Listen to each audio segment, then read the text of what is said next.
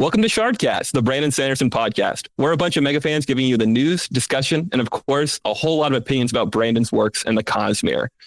But we're doing something a little bit different today. I'm David, and joining me today is Rosemary. Hi, everyone. And we also have Marvin. Hi. And we have one more member of the panel of the cast today who's not been on as frequently as the rest of us, who works for Dragonsteel, I think in narrative or something like that, right? Well, I work for Dan, yes. Yeah, yes, of course. It's Brandon.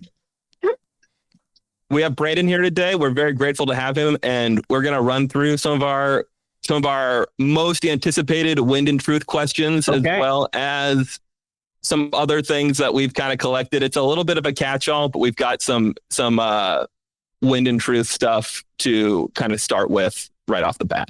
Mm-hmm. But I think that just to let everybody know too, we're going to have, this is going to be full Cosmere spoilers. I kind of don't anticipate us getting into non-Cosmere.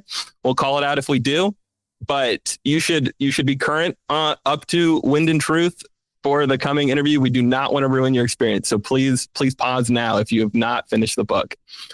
Okay, I guess I get to kick off the questioning. All right. Though the gap between Rhythm of War and Wind of Truth had been the longest gap of Stormlight books so far, the pace of writing and revision was pretty breakneck.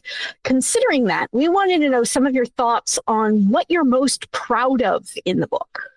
Most proud of in the book. Interesting. Yeah, the writing was breakneck, though it's similar to all the previous ones, right? It was longer because I took an extra year to work on the getting the Year of Sanderson ready. And that's really what delayed us on that one. What am I most proud of in Wind and Truth? I'm really, in general, proud of how well I can get the foreshadowing to work across 15 years. There are stumbles when you're doing something across 15 years, but I feel like, particularly if you compare it to a lot of my contemporaries, I'm pretty good at that. And maybe for the people of this podcast, a little too good at it. Though there are lots of things for the back five that you haven't picked out yet. So at least those secrets are still safe. I'm pretty proud across the entire 5 books of what I did with Kaladin.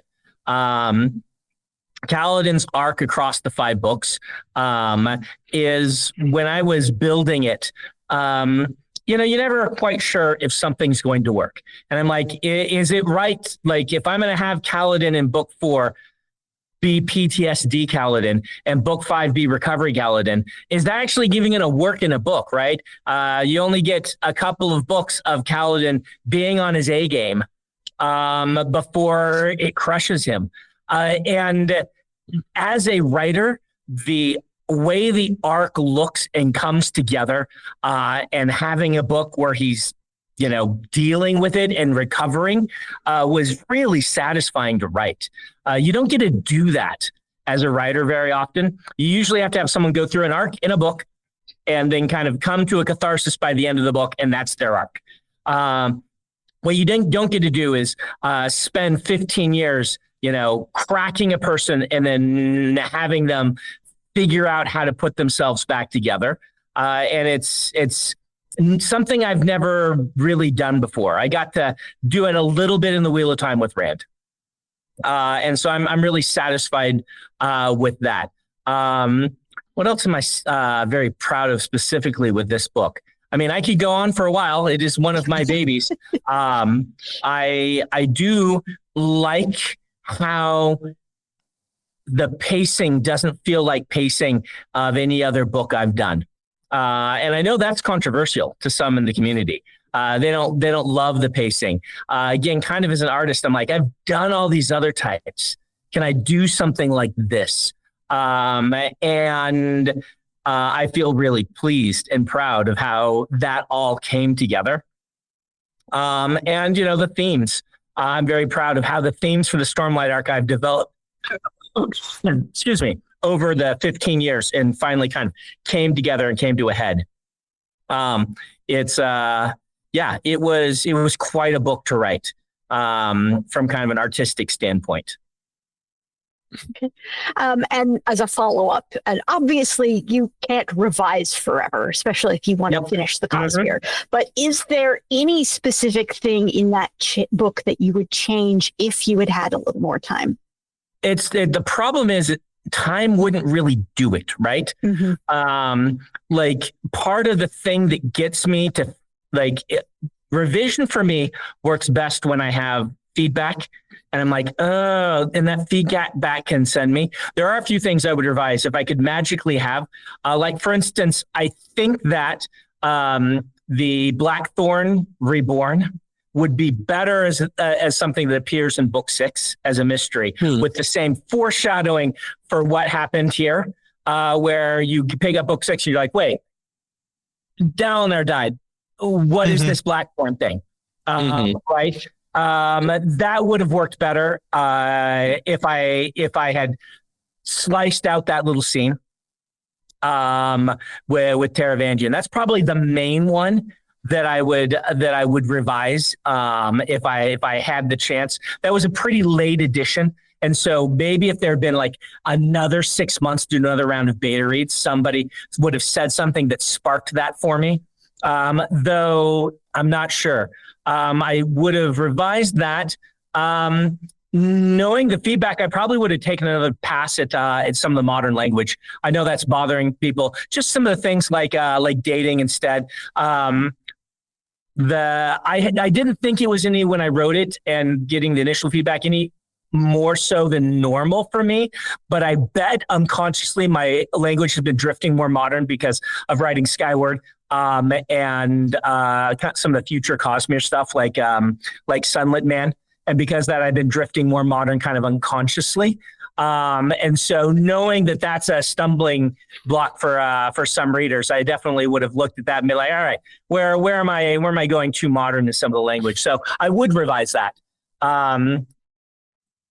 Is there anything else I would advise? I might, I think I said this on Reddit, I might have brought out a little bit more of Jasnah's trauma in her sequence.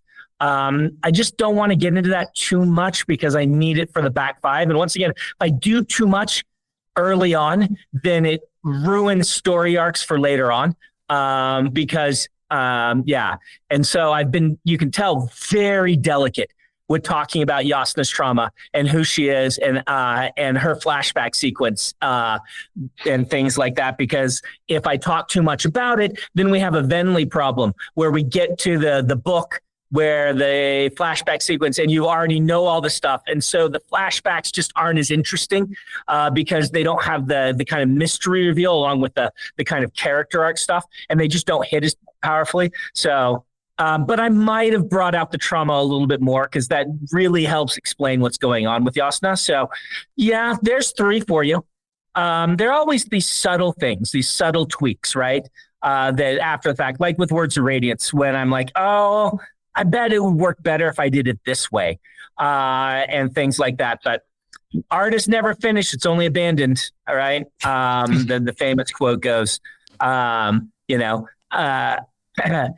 I wonder if Lucas hadn't ruined it for us, if going through and doing a kind of director's cut revision after 30 years would be a thing that people liked, but we're also wary of it. And I did that experiment with Words of Radiance. I'm like, no, I don't like this. Like, people don't know what is canon and what isn't. It's too confusing.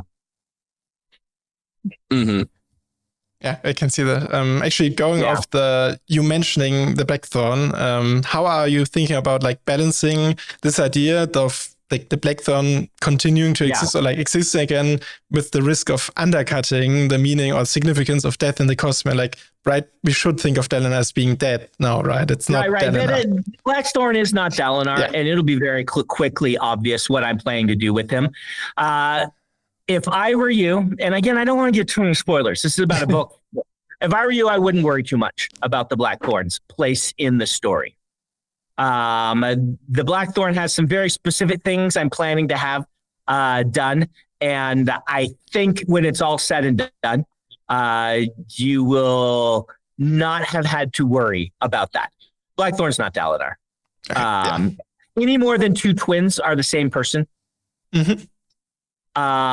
If that makes sense, and even more in a lot of ways divided off. The Blackthorn is an idea. This Blackthorn is a spread, and not a person. And lets me do some things, but again, would have been stronger, I think, if you just saw this mysterious thing show up in book 6, and you're like, wait, what?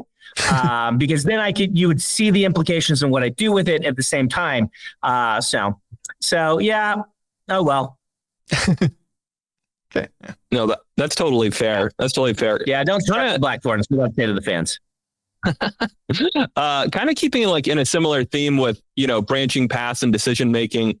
One of my favorite things when you talk about kind of your processes, when you hit those big decision points where you're like, okay, I could go down this path or I could go down this path, and one of those that you've talked about is whether you wanted Taravangian to become Odium or whether you wanted Rayse to stick around as the villain. Yes. And we know that Rayse always had this kind of prohibition in his mind against picking up a second shard.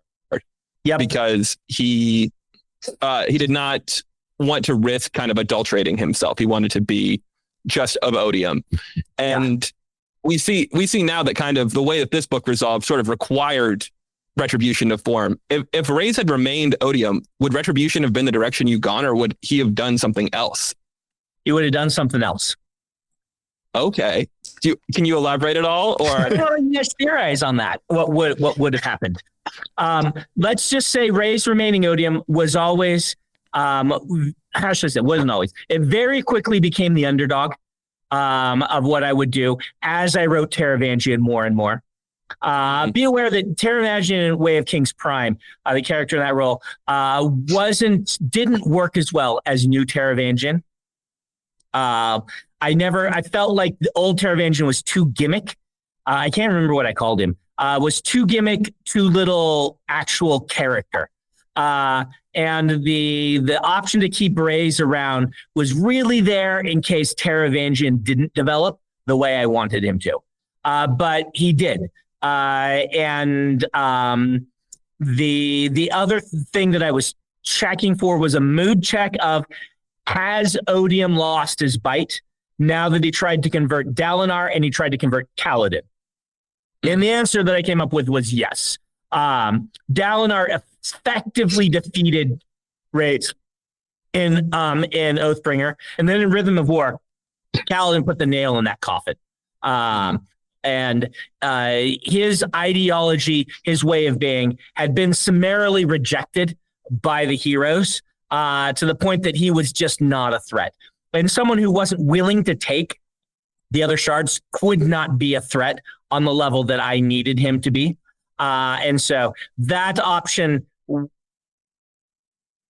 disappeared quickly, shall we say, by the time Oathbringer was happening.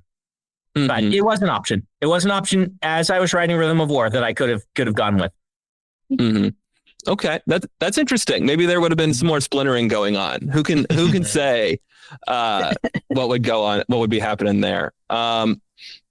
All right, I think back to Rosemary now. Yeah. Okay. So a lot of people were disappointed when Cultivation just yeeted herself off Roshar and fled. Yep. Is what happened what she expected to happen, or was this like her plan C, her plan F, plan C? Like, so how many layers were there? Cultivation does have more plans, but let's just say, if Cultivation were as capable of handling Odium as she thought, we wouldn't need a book series. Oh my! And that's one thing to keep in mind, right? If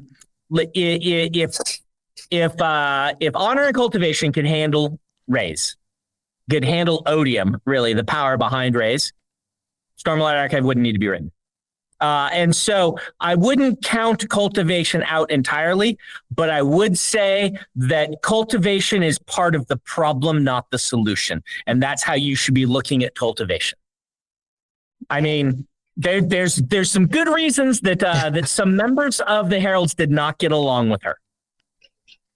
And this is one of the problems I run into in writing this book series is I want the viewpoint characters to be the ones that are solving problems, not necessarily the people who we can't really grasp and understand. Mm-hmm. And so from the get-go, Cultivation, I would, as I said, I consider Cultivation, she's part of the solution, but I also consider part of the problem. So there you are. I'll leave you with that. You are very much allowed to be disappointed in her, and you should be. It's good to know. Going a little bit more meta, I guess. So you have talked before about like having a big talk with us after Wind and Truth, because it's like this big capstone to this arc of Stormlight and even like the entire Cosmere in some sense. Has this actually already happened? Because you had this gloves off moment after Lost Metal. Okay. Sorry, Marvin, I cut you off. Go keep on going. Yeah, no, so because you had this gloves off moment after Lost Metal, like was that moment, or do you still plan to talk to us about it? No, I mean, I can talk about it here. Part of it is a little bit of not an apology, but a fake apology. I knew that I had to pretend is the wrong term. So I've known all along that book 5 was a cliffhanger and a bit of a downer, right? I couldn't talk about it that way during book 1 because otherwise everyone knows what book 5 is. So I had to talk about book 5 as the end of Arc 1 and Era 1. As I was talking about it, I realized about, several years in, people are assuming it to be the end of an arc in the way that an anime arc is the end of an anime arc. Not the way that, it's not even really Empire Strikes Back, right? It is the end of an arc in that we ambiguously lost and kind of won, mostly lost. Everything fell apart. Book 5 is the Stormlight Archive unravels, not the triumphant conclusion.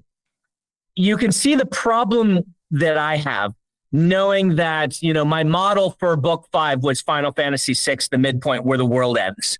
And you guys played Final Fantasy VI? World ends halfway through Final Fantasy VI. Right? It was more that, and then being like, then we're going to do 5 books in a post-apocalyptic Roshar. And knowing that and not understanding, so that what is the big talk? The big talk is, on one hand, I'm sorry that I couldn't prepare you for this. Usually I'm pretty good at preparing my fan base for what's coming. When I split a book, when a book delays, when, you need to brace yourself for something. And I couldn't do that for book 5. Mm-hmm. And not being able to do that for book 5 was a little hard. And so, I am sorry about that. It is the right artistic choice, but that's kind of what the big talk is about, is this idea of, I didn't intentionally mislead you, but I realized as I was talking about the book, I couldn't say as much as I'm used to saying. And this goes back 10 years, right? Mm-hmm. Or longer. And I knew people were expecting more of like an Era 1 of Mistborn end and then a soft reboot, not the world completely falls apart and everybody is left in a terrible situation. And I even pulled back on that. I think I've talked about this before. Mm-hmm. The editor just like, I tore, like, you can't release this book, Brandon. You can't release this book. It's too sad. And some nods toward that were giving the Sion to Shallan so that she could contact Adolin. Because I knew by book 6 that would have happened. So I'm like, all right, I can do it now. And to take the edge off just a little bit there, there's 2 Hoid epilogues. One of those was written to try to take the edge off a little bit, if that makes sense. Just to, but the book's supposed to be a kick to the face. And if we don't have the kick to the face, then the Stormlight Archive as a series doesn't work. As I have planned that arc, and it's rough because I couldn't prepare anyone for it. And I told Peter, I'm like, so this book's going to come out. This is the point. If I'm ever going to have a point where my career could collapse, it is this book. It is like, I know what fans want, and I did not give it to them. And this is the first time in my career that I just didn't give it to them. You could argue that I didn't give you Kaladin's oath at the end of Oathbringer, but I just delayed that and gave it to you in book 4. In this book, I just said no. As I sat down around, I'm not giving them what they want, and I know what they want. And that's going to be hard. It's going to be really hard, both for me and for them. And the real trick and the kind of punch is, I've never done this before. So my artistic instincts say this is what's right, and I'm going with them. I could be wrong, right? This could be the thing that in 20 years, I'm like, oh man, I should have just written another book that has the same emotional arc as books 1, 2, and 3, rather than taking books 4 and 5 and changing it up so much. And maybe we'll do this interview and be like, well, I was the biggest selling fantasy author in the world, and then I refused to give readers what they wanted, selfishly and arrogantly, and I really should have just done it. But we'll see. What I've always been saying is, we will know if this book is a success in 7 or 8 years, not in 7 or 8 weeks like we've known with all the other books. And I'm sure you guys have had, I don't listen to the podcast, but I'm sure you've had plenty of discussions about that idea and whether that's a good idea and why it aggravates readers, and the parts of this that aggravate readers and the parts of this that disappoint readers and things like that. So we'll see if my artistic inclinations are correct when you interview me in 7 or 8 years. if it makes you feel any better, there's a small subset of the fandom that thinks it should have been darker at the end. Mm-hmm. Yeah. I'm actually one of those, but I recognize that I just couldn't do it. Right. If I didn't have a 6 to 8 year gap between, maybe I could have, right? Like David, if I had a new Stormlight book already secretly written and coming out in a year, then I could have probably gone even darker with that end. Right. I could have sucked a little more hope out of things, but I just couldn't, not with the 6 to 8 years. There needs to be kind of this tonal promise that there is still light and we're still going to find it. But yeah.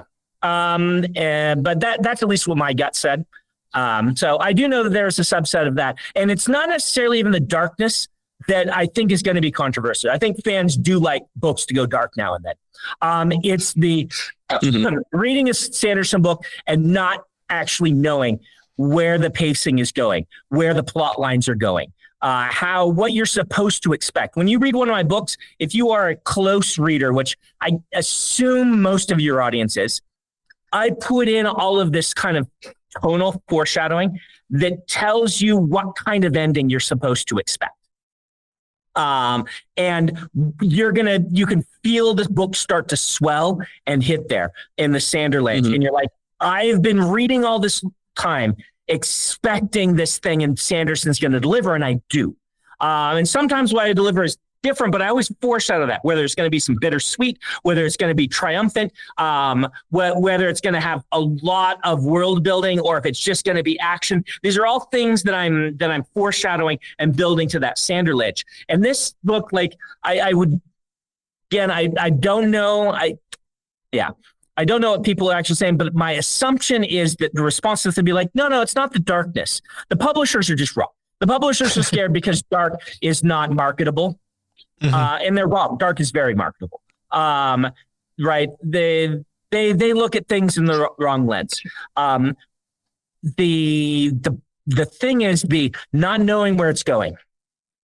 Those cues being odd and a little off. The darkness being like a kind of darkness where you're like, rather than, oh no, they're in a terrible spot, but they'll pull through, right? Like it's less darkness that's the problem. Well, it's not a problem. It's what I wrote into the book, and more of a, I no longer know what this series is, and I don't know if I love it anymore. Right? That's the dangerous thing that I'm writing into it. Like I said, I think in a post at some point, when a symphony goes atonal all of a sudden, unexpectedly, and it's like nails on the chalkboard. I'm looking for a little bit of that with this book, and that's super dangerous and maybe stupid. So that's what the conversation is. I did that intentionally. We'll see if it's the right idea. It's definitely provided some fertile podcasting topics for us. So I would too. It's been good. Definitely lots of stuff to talk about with this one. Oh, heck yeah. Another question, another sort of meta question. We were just wondering, how are things going with the Ghostbloods? Like, having a good time? Is there anything that's kind of particularly exciting or challenging about kind of returning to this world since Wax and Wane was unplanned, and now you're coming back to something that you've had in your mind for a while? Man, it has been so nice to have had Wax and Wane. A lot of the stuff that I did in Wax and Wane is stuff that in this book I would have had to do as setup, which has made this book streamlined a lot better. We don't have to delve as much into these things. If you want to find out, if you want to read them, they're in the Wax and Wane books. If you don't want to read the Wax and Wane books, then I think this book will still work. But having it there just as this 4-book basically history to make this all happen means that I don't have to set up the Cold War. I don't have to set up the Bands of Mourning and the strife over those. I don't have to set up. I don't have to there's so many things I don't have to do. That as I'm writing this book, I'm like, oh, I covered that already. I don't have to do that. And it's making the write of the book just a lot easier. My biggest concern with it right now is everybody wants this to be a new entry point to Mistborn, right? Mm-hmm. And I find it clunky to re-explain in these characters' viewpoints key ideas from the Mistborn series. And I don't know how well it's going to work for new readers, right? Mm-hmm. I don't want to delve into what is allomancy, what is ferrochemy, and kind of the 101 level stuff. And so I'm going to have to see how that flies with initial readers. But it doesn't feel natural in the flow of the text. And maybe I'll find a place to make it natural in the flow of the text. And, for marketing purposes, everyone, Tor and everyone wants this to be Ghostbloods book 1, not Mistborn book 8, right? Mm-hmm. But it's Mistborn book 8.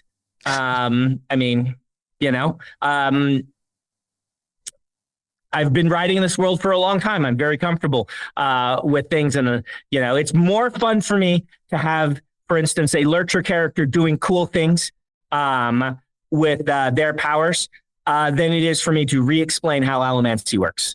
It's more like, let's show some mistings you haven't seen before and see what they can do. And that's fun. So I'm writing it that way, and we'll see if I need to do any revisions. Mm-hmm. That totally makes sense. Do they generally view Wax and Wane as an entry point, or not so much? So here's the problem, David. And again, this is something I did pretty eyes open.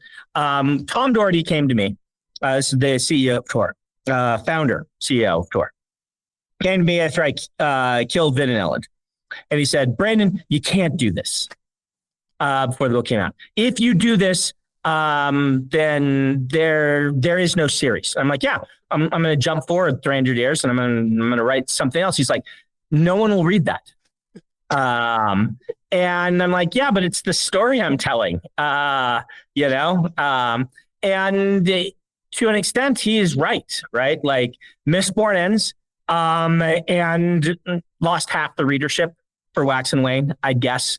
And, that still means they sell pretty well because Mistborn's one of the best-selling books of all time. But there's a huge fall-off. Those things terrify publishers. where I'm like, yeah, there's a huge fall off, but suddenly it's a Western instead of a fantasy. It has a different audience, and only a subset of the audience is going to want to jump to that. It's okay. I'm writing this book for them. The others, they can. There's lots of great fantasy books for them to read, right? Like, not every book has to be for everyone, and it's okay for readers to pick up Waxen and be like, yeah, detective stuff, not my thing. It's a tone shift, too much of what. Not a problem with that, right? Like, I think the Wax and Wayne books are stronger written. They get there. Owl of Law is a little sketchy, but they're stronger written. Particularly the 1-2 punch of Shadows of Self and Bands of Mourning, as the two strongest, I think, Mistborn books by actual like writing. I think Mistborn 1 is just still the most appealing. It has the best premise, right? And things like that. So I think they're fantastic books. But at the same time, and they're fantasy Westerns, except they're not Westerns. They're taking place in a city. So they're fantasy detective novels starring a Western character who's in the Mistborn world. They're weird. So the publisher's just never been behind Wax and Wayne. And now I'm doing it again. And in their mind, we're going to lose half our audience again. Right. And that's, terrifying to them. That you might lose half your audience a second time, and then he's going to do it again and again. I think we have lost who we're going to lose. And I think some people might pick up Mistborn. Urban fantasy appeals to more people. Ghostbloods, urban fantasy appeals to more people than Weird Western does.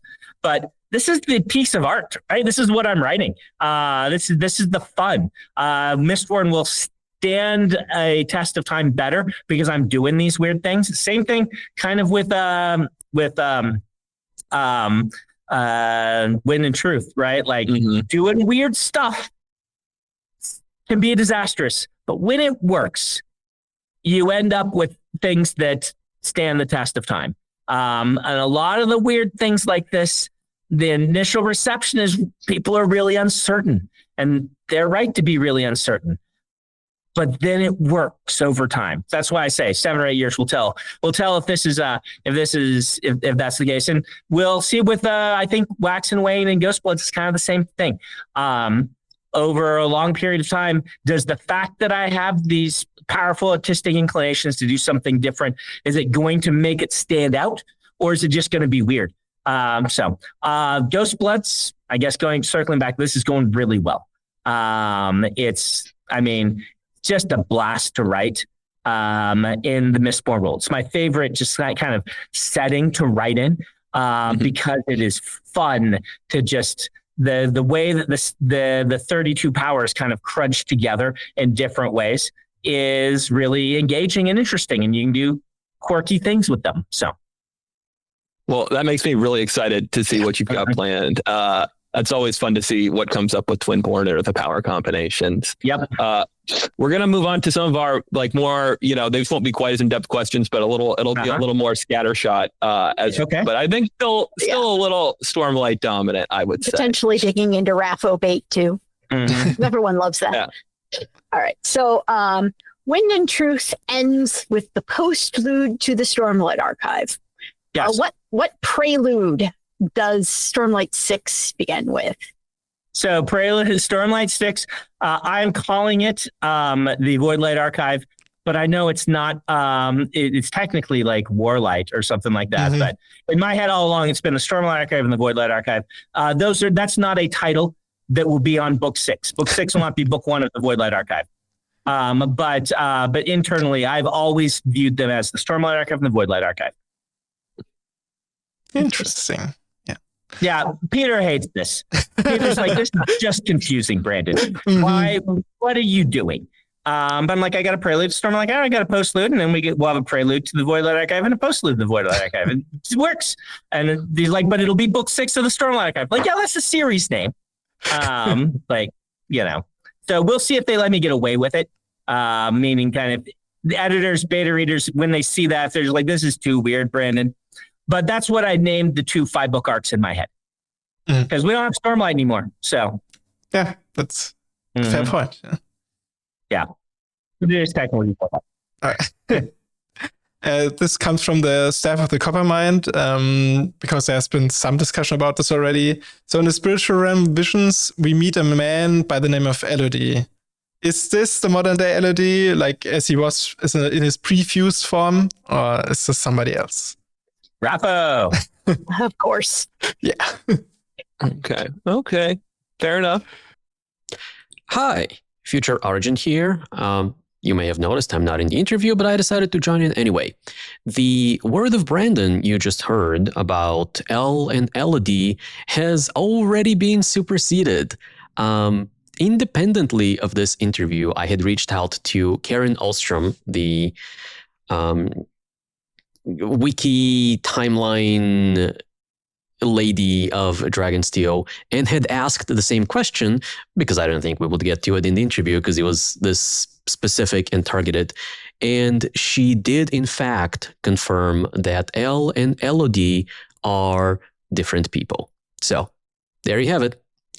Back to you guys. Another one I've got for you. So one kind of conflict that featured a little, or one character kind of dynamic that featured a little more heavily in the early books was the realization that Kaladin and Shallan have independently that Kaladin has killed Helaran.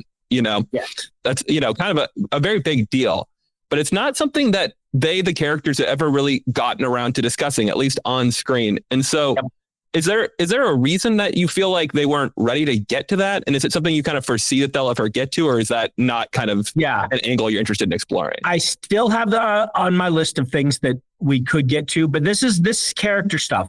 And so I don't force it. And part of the reason I haven't forced it is Shallan doesn't confront problems, and Kaladin has been breaking. And it's just like another thing, right? To deal with. And I don't think either of them want to deal with it. Will they? Keep in mind, like these sort of things I try to treat very naturally, like people do. And sometimes you just don't talk about it. Sometimes you do. It'd be good for them to talk about it. Will it happen? It's really going to depend on if I find the right situation that it feels like the characters would do it. And this is where Brandon, the outliner, goes out the window, and Brandon, the write it by the vibe, comes in. This is just one of those things that's kind of looming over them, and they both kind of know it. Okay, fair enough. All right, so Taln tried to kill Cultivation for unknown reasons with a weapon he got from Kalik. How close did he get to killing her, and what sort of weapon was this?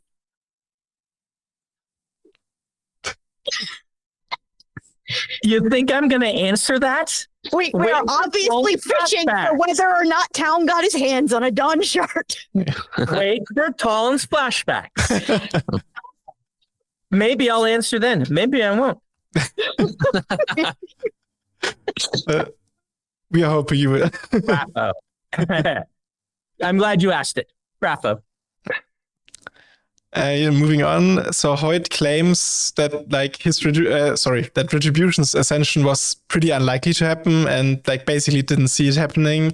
But we see some other characters like Molar in the Death Rattle sort of predicting it. Renarin sees it happening basically. Does this mean that Hoid is just worse at seeing the future than he thinks he is? Or well, yes, he definitely is worse at seeing the future than he thinks he is. But also the future is finicky, and things like that. So yes, Hoyt's very good at getting where he needs to be. He is much worse at actually reading the future, and you'll see this with him. There are other points where you can see this with him. He's very good at play acting, but yeah. Okay. Okay. Another one we have, this is going back to Way of Kings. So this is going to stretch back a little ways. According to the epigraphs in the Way of Kings, the Palanaeum is suggested to not be the first iteration of this library. It's mentioned that there was a firing of the original Palanaeum. Some of our close readers are wondering, is this related to the Hierocracy and Vornism's desire to get rid of historical records like the Knights Radiant and the Voidbringers, or is it related to something else? I'm gonna RAFO that for now. Okay. That's fair. We'll continue to debate. Mm-hmm.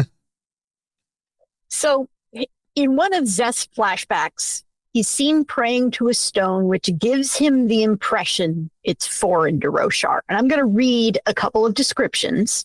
Okay. Brilliant stone, 2 feet across with a crystal vein running through the center. It opened at one side like a mouth, the crystal forming teeth, wind and truth. Then, at the direct middle of the circular pattern, the crystals curved inward, following a pocket like hollow in the wall. Here, the crystals grew long, each one having a jagged, sharp edge, like teeth lining the maw of stone beast from the Final Empire. So the descriptions bear a striking resemblance to each other. Is Szeth praying to an atium crystal? Excellent question. No, Jesse's going to be so disappointed that got it right. Yeah. Oh, that was Jesse's. Yes, that was Jesse's. I'm sorry, Jesse.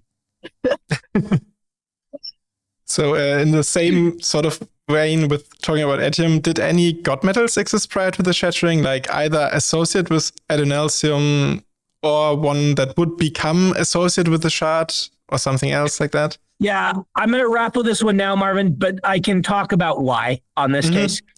Basically, I do have a god metal designed for Adonalsium, and I do not know if it will work when I write those books.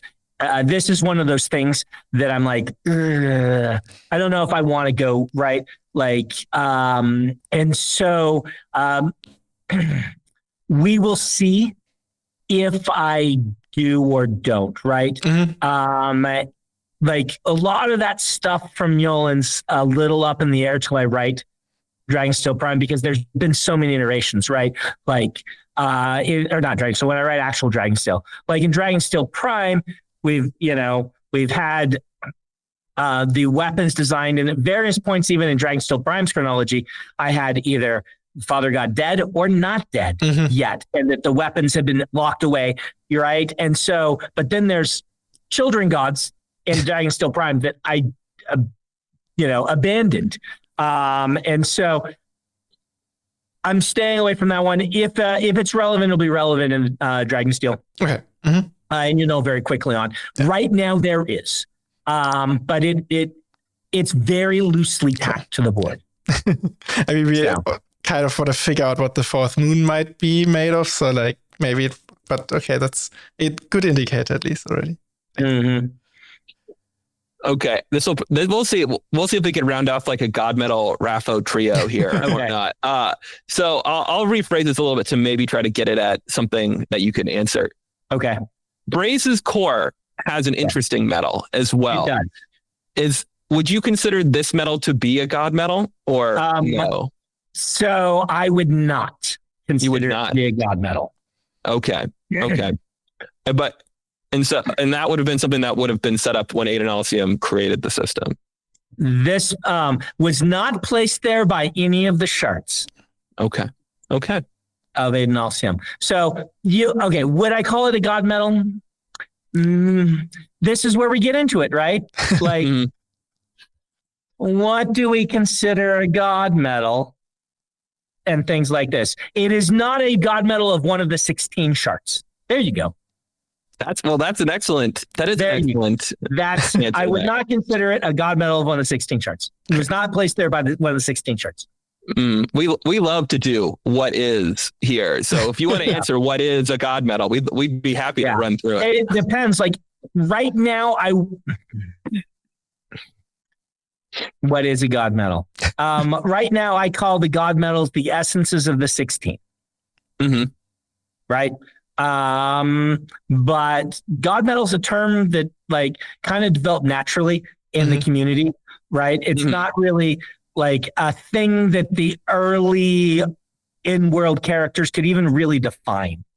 And so there's something wonky about the moon, and bits of it hit the planet. So, there's maybe some myths and stories on Roshar that you might have heard that have something to do with this.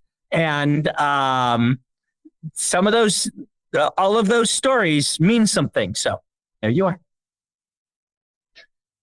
All right. So this next question we got, this is one that's been bugging me for a while. Okay. You've said many times that Cell is one of the most difficult planets to get to in the Cosmere. And yet there are a whole lot of Cellish world hoppers running around. Is the planet just easier to leave than it is to get to? Or is there something else going on here? So there is a specific way that you can get on and off. And if you know the people who run that, you can get on and off. Okay. If you're going to try to do it on your own, you're going to get destroyed. Almost certainly. Not completely certainly. So difficulty inspires people to make solutions. How about that? Okay. You can't just wander over to Cell and get onto Cell very easily. But if you know how, like, it's a lot easier for me to get to California than to New York. But I go to New York more often. Mm. Okay. And sort of continuing on that, what we already touched on the fourth moon, just to like set some ground rules. Any question we ask about, will you automatically RAFO it or? Probably not automatically. You see me trying to give you some stuff. But it's hard, right? Yeah. Giving stuff causes people to have a worse time later on. Yeah. Reading books. I try anyway. Did Adinalcium make it fall to Rosha, or did Adinalcium what? Was Adinalcium the one who made it fall to Rosha, or like? Okay, we'll raffle that. Yeah, okay. I'm glad you're asking. Yeah, we'll raffle that. Sure. Mm-hmm. Okay, that's fair. We got to save some stuff for us to read in 5 to 8 years. So we learned in Sunlit Man that a spike can be made from a previous holder of a Dawnshard and then used to find the next Dawnshard holder in the chain. And I always kind of figured that was how they were tracking Sigil in Sunlit Man, the Night Brigade. But we see now that he got his Dawnshard from Hoid, and we know Hoid was most likely not killed and had a spike made out of him. So are they using a different method to follow him? So you don't have to kill people to make spikes anymore. Mm-hmm. Be aware of that. It's one of the big revelations that we had. And by that era, it's making spikes is a different experience. I'll point that out. If you can get a piece of, for instance, you could make a spike using some of Hoid's breath that he's held long enough. You just need to get the right attunement. But there are other ways to chase the Dawnshard. Just like there are lots of ways. So there are other ways to chase the Dawnshard as well. Okay. Good to know. So Kalik comments that Shallan is able to draw on fortune because she has 2 Nahel bonds. Is this truly what's going on, or is it instead because she's the daughter of a Herald, or is it maybe a mixture of both? Yeah, definitely some mixture going on there and some unique resonances going on with Shallan. I would say that anyone who's trying to theorize in world about what's going on with Shallan, they don't it's a pretty unique case, and they are spitballing maybe poorly, whether it's Hoid or anyone else. Weird stuff's going on with Shallan's spirit web, and it's causing all sorts of fun for me. So, Jesse, you are correct. There is definitely a mixture there, and you are not getting the whole story. All right. So I have a question about the history of Rosha, because we learn a lot in the visions that they visit, like we have from thousands of years ago, but we still do not know what year 0 in the Warren calendar is. Can you share with us what event they are counting their years from? Yeah, I'm going to raffle that, but not because because I don't want to get it wrong. Okay. It's in the notes. Fair. And am I remembering right? Is this what it is, or did I change it 3 times? Okay. We actually had the Mistborn,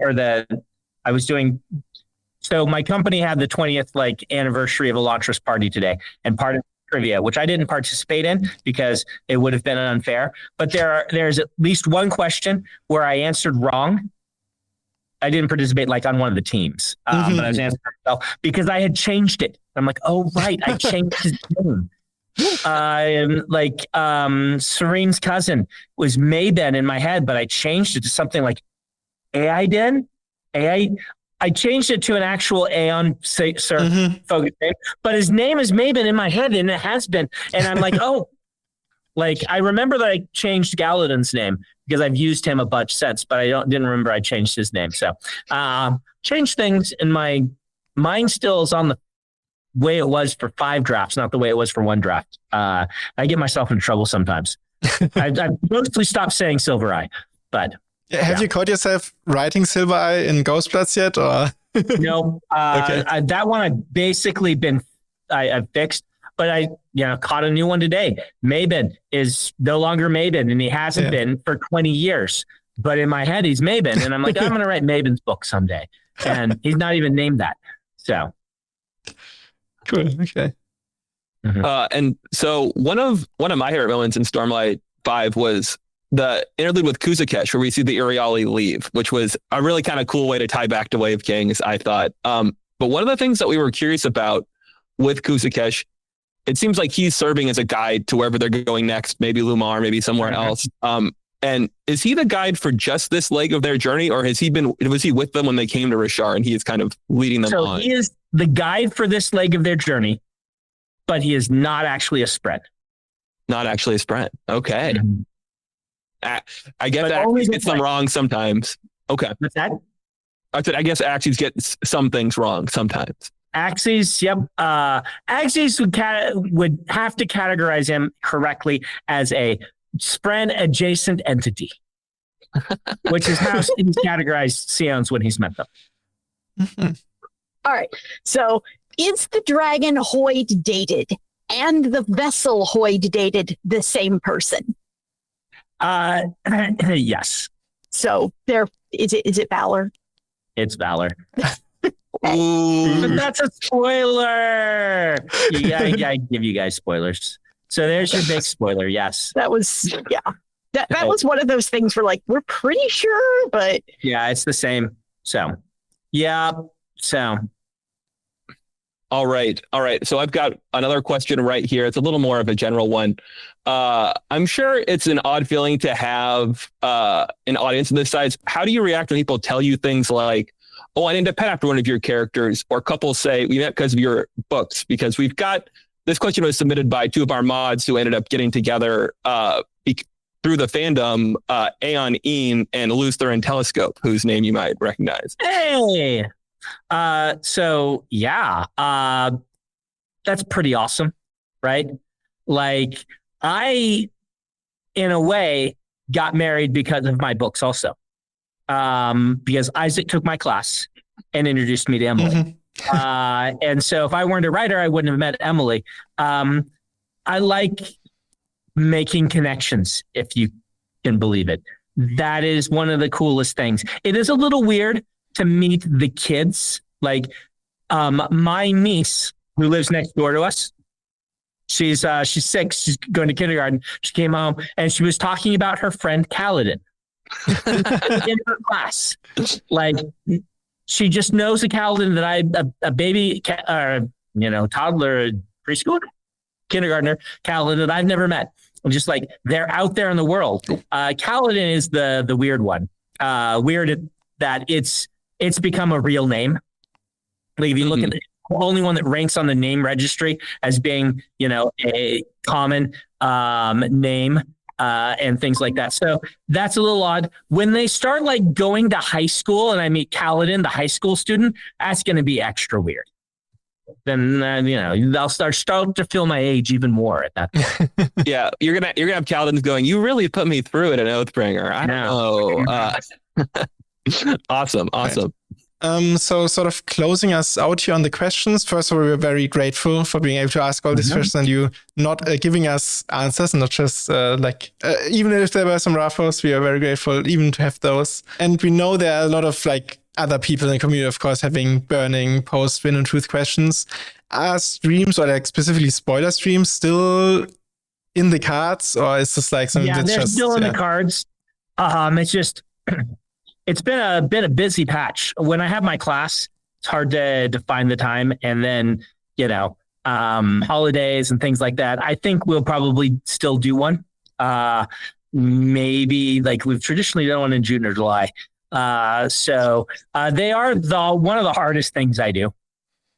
I talk about, like it's like doing complex mental calculations live on stream, knowing that if they give the wrong answer, I could be hating life for years as I try to correct the mistake. And so they are very difficult. And so they're not one of the things I look forward to the most, but I do know that people really like them. And it's one of the few times that people get to do that because I do signings so infrequently now. So I do want to make it happen. It is one of those things that you should do, but the things you want to do happen instead. Like I'll stream Hades. I like that. So yeah, it was a great stream. Stress avoidance. I'm familiar. So I do want to get that for you guys. Not necessarily specifically you, but the people that Marvin is asking for. Yeah. Cool. I have to see my old friend Luce there in Telescope. I haven't chatted with him via stream in a long time. So absolutely. Well, I think that is going to do it for us and our questions today. Thank you everyone for watching and listening. And of course, thank you so much, Brandon, for taking the time and being here with us. Yeah, it's not just, people becoming couples. Like you've really brought so many people together and have created so many special friendships here in 17 Shard and elsewhere. So we're just always really grateful for you and for your books. It's my pleasure. I'm happy to see 17 Shard thriving. And I'm super happy for the Coppermind, which is easier to search than my internal wiki. And so when I just need a quick answer, I go to the Coppermind. If it's, what did I call this type of power again? Oh, right. Yeah. Well, that is very exciting. And I know that the Coppermind editors will really appreciate that. All right. Well, thank you, everybody. Thanks for coming. Thank you, Brandon. And we'll see y'all next time. Take care. Bye. Bye. Call.